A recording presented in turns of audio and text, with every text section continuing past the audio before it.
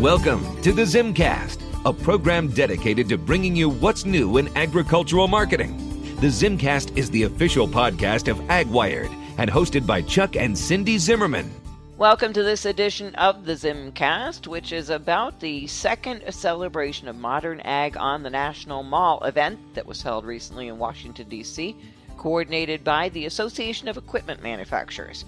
And AEM estimates that more than 15,000 people visited over the three-day event that featured more than 80 pieces of equipment, including tractors and combines, milking equipment, sprayers and planters, irrigation equipment, and exhibits by a variety of grower organizations. Chuck was there, and he interviewed many of the people who made it happen and who participated. First of all, Megan Tennell is president of AEM. Yeah, so as far as the celebration of modern farming on the National Mall here, it's our second time holding this event. It's our third time holding an event in general here. We've done two of these focused on agriculture, one focused on construction.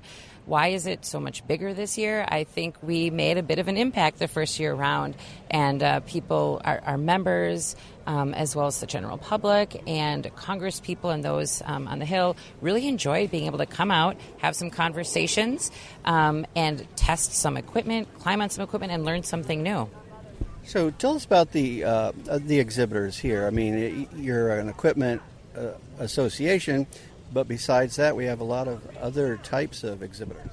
Everything we do is looking to partner, right, to drive the industry forward. And so we have roughly 25 equipment manufacturers on the mall and then over 30 organizations.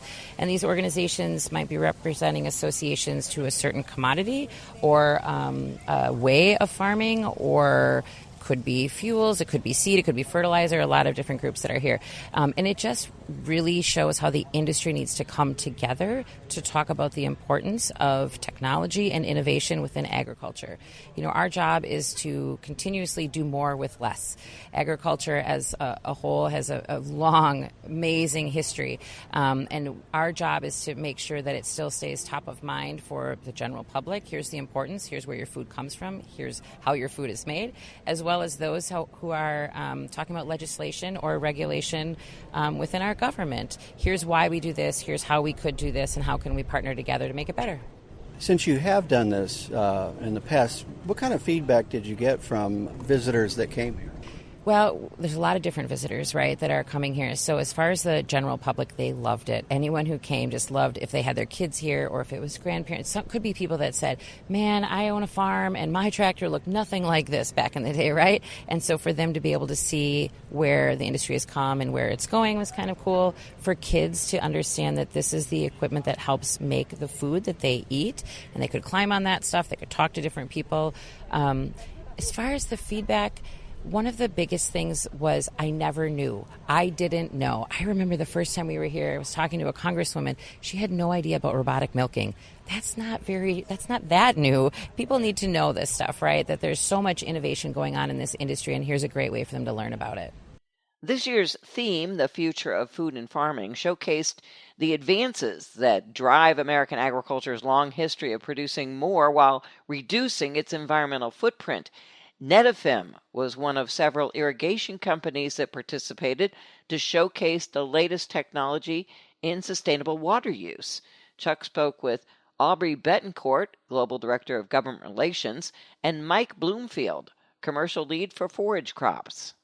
What is it that kind of drew the company to wanting to be involved, and you've got an exhibit out here? Well, I think one of the biggest things, of course, is the exposure. It's twofold for us. We have amazing technology that has multiple applications, not just our half a century plus history of water conservation and innovation that comes from around the world, but also added bonuses and added applications of subsurface drip irrigation, not only around nutrient management, but also creating circular economies on our farms with our SDIE or effluent program as well. So the opportunity to do education to key stakeholders and to expose them to the new applications of this, especially in a farm bill year, is a very important priority for us, most definitely. But Mike also came to us from Arizona. He's a specialist in SDI, and yeah, so the other aspect that we're looking at is in the Colorado River Basin is where I'm from, and we're going through a a water crisis in that area, right? Very short on water in the Colorado River. And one of the big users that's been identified and maybe a little bit vilified in the media and in politics is alfalfa. And so, but we can help alfalfa use less water and improve their yields by adopting this technology. And so we're excited about being able to do that. And then not only is it good for the farmer by being able to increase his yields, it's also good for the environment by decreasing water consumption, allowing that to stay in the river and in the lakes. And then also the same process of changing our irrigation practices from primarily flood in that area to drip irrigation reduces our greenhouse gases. We can reduce in alfalfa greenhouse gases by 75%. Common crop rotated in with alfalfa in that area is corn. We can reduce greenhouse gases of nitrous oxide emissions and by 90% in corn. And it's a really big story to tell that not only are we being good for the environment, we're good for the farmer, we're good for our urban partners, right? And it's good for the agriculture economy and economy all together. And so we're here, excited to be here on the National Mall where we can interact with our government and with people in the area, just to let them know that this technology exists and get help for our growers to be able to adopt this on their farms. We have a variety of types of individuals coming by here, anywhere from daycare, as we've seen it with a lot of strollers. It could be elected officials. It could be some people that maybe when they were little, they lived on a farm but have been away from it, but have questions. What's kind of your main message? To your point, it's been absolutely a joy to watch the different faces and the different folks that come through here. Kids are fun, and to get them tactically exposed to, wow, there's other ways things are done, or your food comes from a certain place and it's irrigated in different ways, and letting them touch and play with the technology and getting them exposed to, I think, the innovation that's taking place in agriculture. You never know, we might get our next great inventor out of this. Our next Norman Borlaug could be walking around and we don't even know about it. And this is great exposure for them. Even, of course, we had a professional run by this morning, and she was a doctor from California, and it changed her mind on, wow, because this is how our food system is working today. This is how modern we all are in our industry, but there's just a common misperception. I think we have the bucolic vision, our consumer does, of our industry, and so to see the incredible sophistication of our growers on display is a great opportunity. And of course then our decision makers, our leaders, our elected officials, and more importantly their staff, really helping them get a grip on what are our priorities right now, what do our growers need to keep farming, to be able to make these important investments that help them with increased yield, increased productivity, and allow them to continue to farm and farm for the future is essential at this time. Another spotlight at the event was on precision dairy, and some work being done in that area by John Deere and De Laval. I'm Courtney Schlichty. I am the Small Ag Marketing Manager for John Deere. I'm Joaquin Azocar, Solution Manager for Farm Management Solutions in De Laval, North America. A couple interesting things, but let's start with this event in itself. Really, what drew us here is to talk about our sustainability message when it comes to the Milk Sustainability Center. And we can talk some more about what that means, but it's a good message to get across in how we're going to use data to help farmers improve what they're doing on their farm and their range. And how about from De Laval's standpoint? Yeah, this is a very interesting event where we have different kind of public. You have some kids coming from schools and people that don't know much about dairy, so it's very interesting inviting them to learn more, and they come with very good, interesting questions. And also being here in the National Mall is an opportunity to get in contact with some decision makers, policy people that need to also, they want to learn more about this, so we are here to tell them more about what agriculture is doing to stay sustainable for the future. Well, you mentioned the Milk Sustainability Center, so let's talk about that a little bit. I know this is a collaboration between the two companies. Yeah, I think when you think about the Milk Sustainability Center and what we can bring together, De Laval is really the expert on the dairy side and bringing in the data from the dairy farms. What John Deere does is we can bring in that information from the farm itself through our operations center. And when we combine those two things, it can be very powerful data for a farmer and a dairyman to go back and take a look at to drive sustainability and improvements in their operation. Yeah, De Laval and John Deere, when they start talking together, we find out that we have a common vision, right? The future of agriculture and dairy farming goes together with sustainability, right?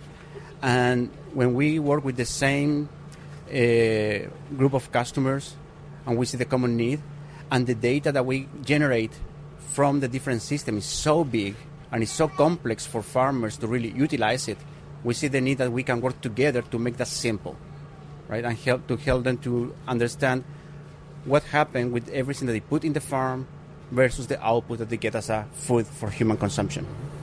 What's the kind of like main goal of what you want to achieve? When we think in goals, in my mind we have the short-term and the long-term goals, right? So in the short term is to start putting together the data that we need for our farmers to be more sustainable and know things that they don't know today.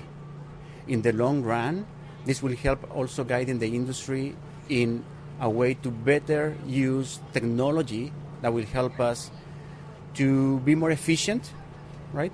And sustainability is not only about the environment, has a lot of other things like social responsibility, animal welfare, financial economics in the same farm to stay sustainable. All of that come together when we talk about sustainability, and that will be the biggest scope for the future. What else would you like folks to know about the Milk Sustainability Center?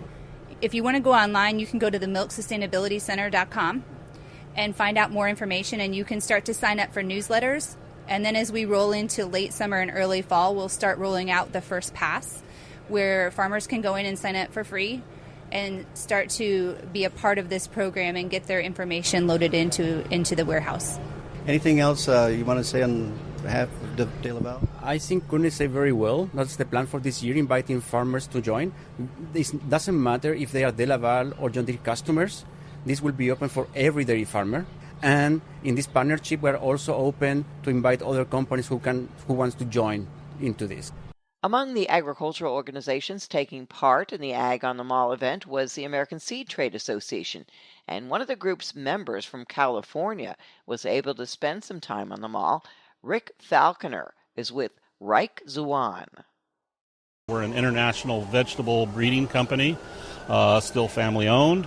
I head over the North American division for Reich Zuan. We're based out of Salinas, California, and we're happy to be here in Washington, D.C.